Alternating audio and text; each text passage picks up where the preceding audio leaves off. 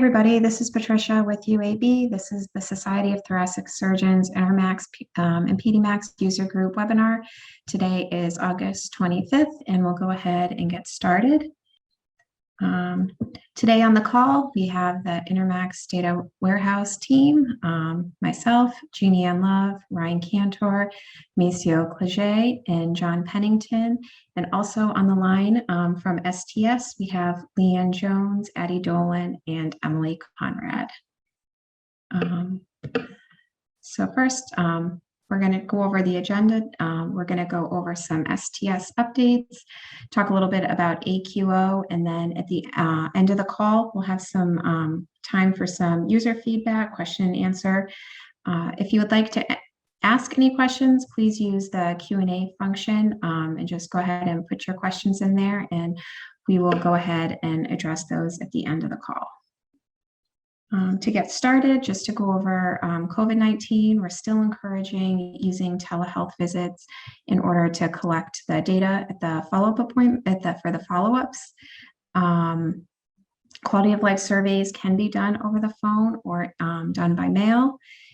We are continuing to allow for follow-up visits that are done outside the window to be entered. So say, for instance, the window is up until July 30th, and you are able to get a follow-up done within July. You can still enter that follow-up data. You just enter June 30th as the follow-up date and go ahead and enter that. And then I just wanted to remind everybody about AQO. AQO this year is October 12th to the 15th. It will be held virtually again this year. Intermacs and Pedimacs Day will be October 12th. There's going to be both live and on-demand presentations. I'm going to actually be presenting some case scenarios. If anybody has any case scenarios, either for Intermacs or Pedimacs that you would like presented, you can email those to me at pkpotter@uab.edu, and I will have a slide towards the end of the webinar with all my contact information on there. So anything that you have thought about and you felt like is a unique case or something that you would like to have reviewed that you think other people probably have the same question when they're entering data, go ahead and send those to me. I'm going to pick some of them. I'll pick some Intermacs and some Pedimacs, and I will be presenting those during AQO. And you will be able to, that will be a live set, well, it will be a simu-live, so it will be a pre-recorded session, and then I will be available live for any questions that you have about those cases, and we can discuss those. So if anybody has anything, go ahead and email them to me. Again, my information is pkpotter@uabmc.edu, and I will go through some of them at AQO. Emily, did you have anything else you wanted me to mention about AQO? Yeah, I'll just go ahead and put the website in the chat here. If you haven't registered, feel free to. We are offering CE and CEU credit. So if you sign up now, you'll be able to, get some of that credit if you need it. And it's free registration if for coordinators. So make sure that you're in the system and you'll be able to get it for free. It'll be a bunch of great information. Thank you.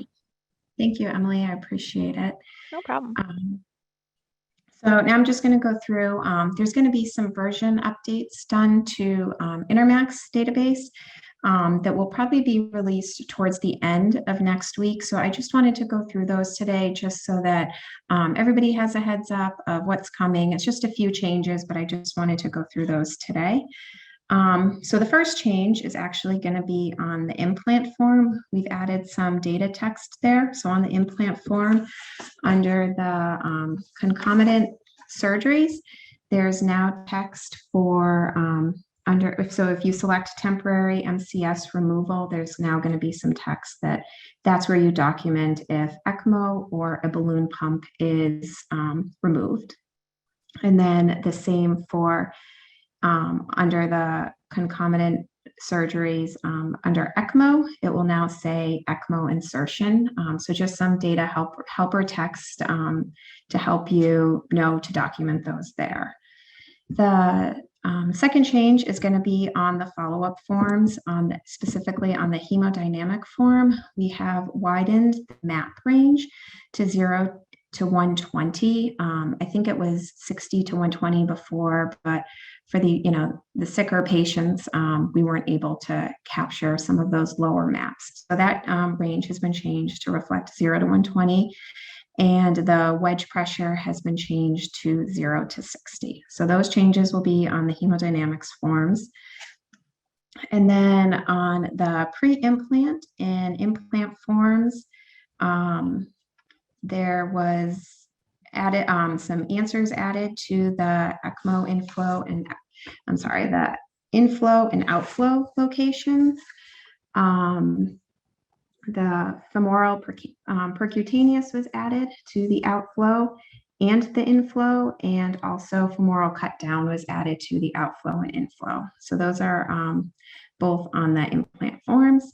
And then also on the implant forms, the LVAD inflow now is the right atrium to capture for adult congenital patients, and the right ventricle is now an option. So for both the LVAD inflow, right atrium, and right ventricle are now options. The next update is on all the forms, the pre-implant, implant follow-up, adverse event, and discharge forms. It's related to COVID-19. There are some new therapies that were added. There it was convalescent plasma, interleukin 6 inhibitor, and steroids. Those are now added as therapies for patients that were tested positive for COVID-19.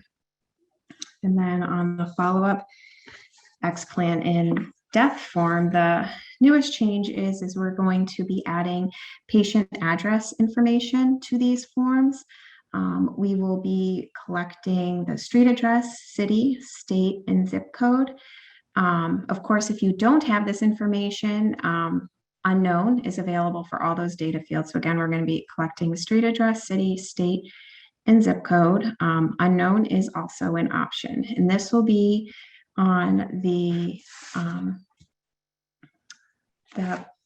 follow-up forms, the explant form, and the death form. And so the way it will work is it will pre-populate. So say, for instance, you enter the address on a 3-month follow-up form and you put in the information, and then it will carry over to your 6 months. When you open up your 6-month form, you'll just verify that that information is still accurate. And if not, you can change it. And like I said, unknown is an option if you aren't able to capture the address. It'll also be on demographics. Demographics. Thanks, John. Appreciate it. So those are all the changes that will be coming. And like I said, those will probably be live towards the end of next week or the following week. And then I did want to also mention that I did send out some queries to just a select number of sites. We were having some ECMO devices implanted and explanted in Intermacs, specifically some CardioHelp devices, and also Protect Duos. We do capture Protect Duos as long as there's not an oxygenator or connected to an ECMO circuit. So like I said, those sites have all been contacted. We've been in communication, and a lot of those changes have been made to the records. But if you ever have any questions, whether or not to enter a device, or if it is an ECMO device or just an RVAD, please reach out to me. I can help with that. So I did just want to mention that ECMO devices are not captured in STS Intermacs. So that's going to be the newest updates coming. Our next user group webinar is going to be on September 29th, and our reporting rope webinar will be on October 14th. Sorry, I skipped over this. This is my contact information, pkpotter@uabmc.edu. And then Catherine Holyfield's information is kholyfield@sts.org. Sorry, I skipped over that. All right, so now we have time for question and answers. Let's see. If anybody has any questions, go ahead and Hi, this is Leanne from STS. I just wanted to remind you, I see a couple of questions in the chat box. If you could please put your questions in the Q&A, use the Q&A function so Patricia can see. oh yeah, okay, I see them in here. Okay. I'll go through these. Yep. Are there slides to accompany these updates? No, I don't have any slides on these. They will be live in the system, like I said, next week. If people have questions, we can definitely address them in our next webinar, and we can go through them. But they're pretty straightforward. It's just the biggest change is the addresses. So I hope that helps, Raquel.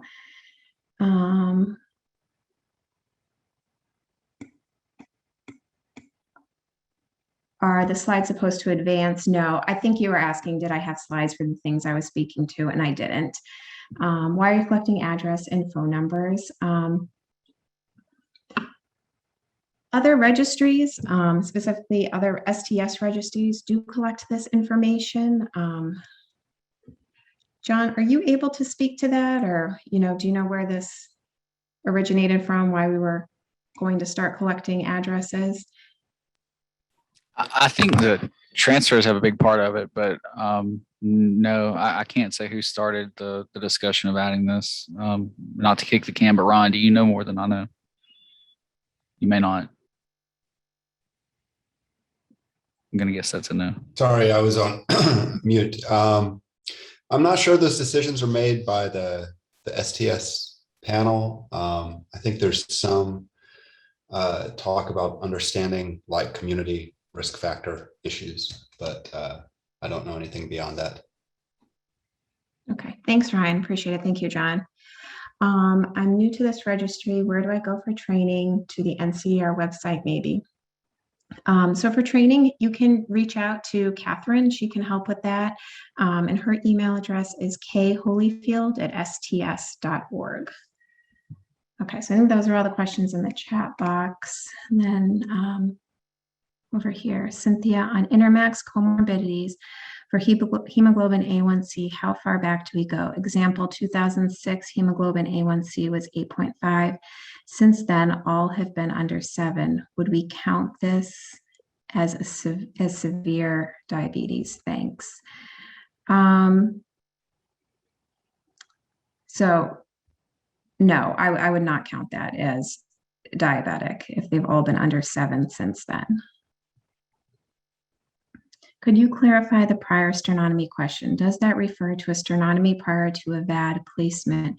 Or if a VAD was placed via sternotomy, should that be one for each follow-up? So no, for the prior sternotomy, so for their primary implant for their first LVAD device, you would not count that one. It would be if they had a sternotomy after that.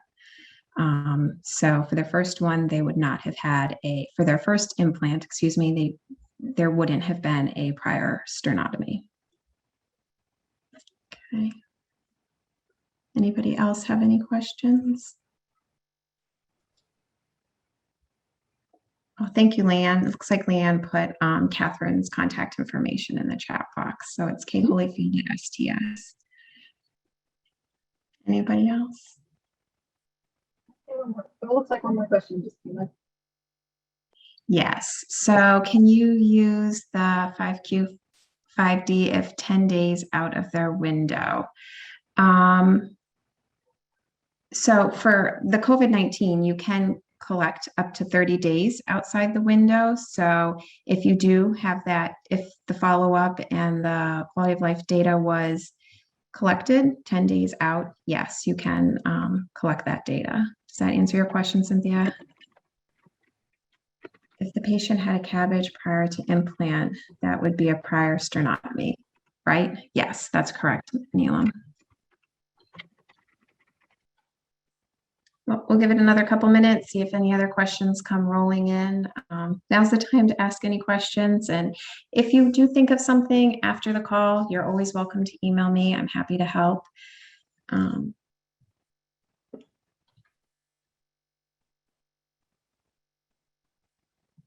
And like I said, for AQO, if you have any case scenarios for Intermacs or Pedimacs, you can send those to me and I will present those. I'm hoping to cover things that, might have a little bit of gray area or things that a lot of people have questions about that I can help clarify.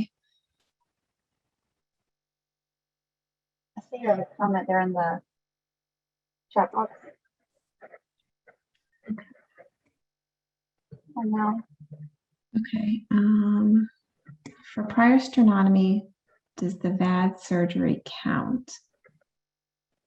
So if it's the patient's primary implant, if it was their first implant and they haven't had any other surgeries like a cabbage or anything else with a sternotomy, then no, there wouldn't have been any prior. It's just if they do have an exchange, down the road, and then they've had 2 VADs or a cabbage and then a VAD, then that would be a prior sternotomy. Yep. And then Amy, I can go back to the slide with the contact information.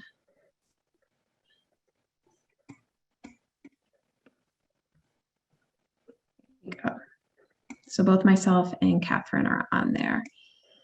And then if SWAN hemodynamics are not done, can you leave those values blank or document unknown? Absolutely. Yes, you can go ahead and put not done on those if you don't have those values. Okay, the next question on hemodynamics. Echoes, do you use the window date or the date from the last visit? For hemodynamics, specifically for echoes, caths, things like that, you use since the last visit. Any other questions?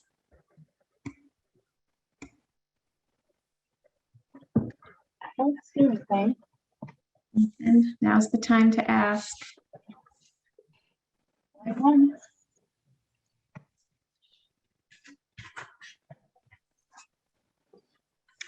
So just a reminder, our next user group webinar will be on September 29th, and the reporting webinar will be on October 14th.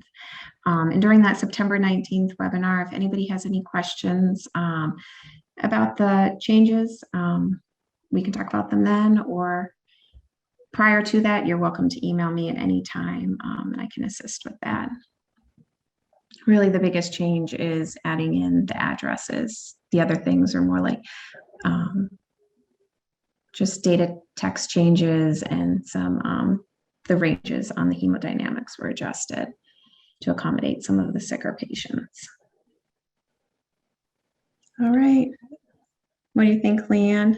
I think we're good. Thank you, everybody, for joining. You did a great job today, Patricia. Thank you, everybody. Have a nice afternoon, and we'll talk again September 29th. Thank you. Great. Thank you. Thanks, everyone, for joining. Thank you. Have a great week, everyone. Bye.